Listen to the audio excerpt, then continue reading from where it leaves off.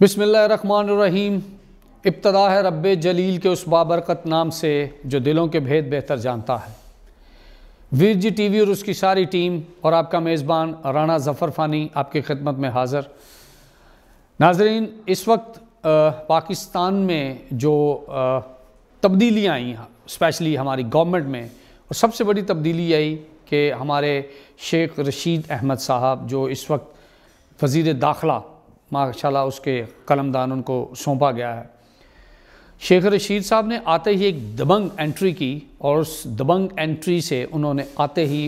پورے کیپٹل اسلام آباد سے جو جتنے بھی یہاں پر قدم قدم پر آپ نے دیکھا ہوگا، جیسے یا فیض آباد سے انٹر ہوتے ہیں تو رستے میں ایک لمبا چوڑا ناکہ لگا ہوا تھا۔ اس کے علاوہ پورے اسلام آباد میں بہت سارے ناکے لگے ہوئے تھے، تو شیخ رشید صاحب وزیر داخلہ نے آتے ہی وہ سارے کے سارے ناکے ہٹا دیے ہیں۔ یہ ایک بہت اچھا اور خوشائن فیصلہ ہے۔ اسے پاکستان کی سیکیورٹی، پاکستان کے امن اور پاکستان کی خوشحالی کا ایک بہترین ثبوت ملتا ہے کہ پاکستان میں اب حالات الحمدللہ قابو میں ہیں۔ پہلے تو ہم اسی بات پر شیخ رشید صاحب کو بہت بہت مبارکباد دیتے ہیں اور یہ دعا کرتے ہیں کہ وہ بہترین کام کریں گے، کیونکہ پاکستان کی سیاست میں شیخ رشید صاحب کا ایک بڑا نام ہے، اور وہ جو بھی منسٹری ان کو ملتی ہے اس میں دبنگ انداز سے وہ کام کرتے ہیں، اور اس میں بھی انشاءاللہ وزارت داخلہ میں بھی وہ دبنگ فیصلے کریں گے اور پاکستان اور اس کی عوام کے لیے بہترین کرنے کی کوشش کریں گے۔ ناظرین، پاکستان میں جو اس وقت کرنٹ حالات چل رہے ہیں، آپ کو پتہ ہے کہ پی ڈی ایم کے دھرنے، پی ڈی ایم کے جلسے جلوسز، اور ان کی ایک حکومت کو چیلنج اور وارننگ کہ وہ 1 جنوری سے جو ہے وہ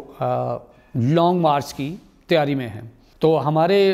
وزیر داخلہ شیخ رشید صاحب جو اپنی سٹیٹمنٹ کے بارے میں بہت مشہور ہیں کہ جب بھی وہ سٹیٹمنٹ دیتے ہیں تو بہت دبنگ سٹائل میں دیتے ہیں، اور خاص طور پر جو وہ جملے بازی کرتے ہیں وہ عوام اس سے بڑا انجوائے کرتی ہے۔ تو دیکھنا یہ ہے کہ ابھی یہ دھرنے اور اس طرح کی چیزیں کہاں تک افیکٹو ہوتی ہیں ہماری گورنمنٹ کے لیے، اور شیخ رشید صاحب ایز وزیر داخلہ ان کا کیا سدباب کرتے ہیں۔ ناظرین، شیخ رشید صاحب کے بارے میں آپ کو پتہ ہے کہ وہ منسٹری اس سے پہلے جو ہے وہ ریلوے کی ان کے پاس تھی، اور ریلوے میں بھی انہوں نے بہت سارے بہترین ڈیسیجنز لیے، بہت اچھے فیصلے لیے، اور ریلوے کو بہتر اور بہترین کرنے کے لیے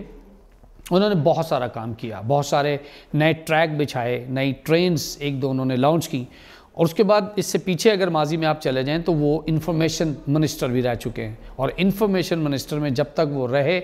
تو بہت دبنگ اور بڑے مزے کے کام انہوں نے کی۔ اب پہلی مرتبہ وہ وزارت داخلہ کے منسٹر بنے ہیں،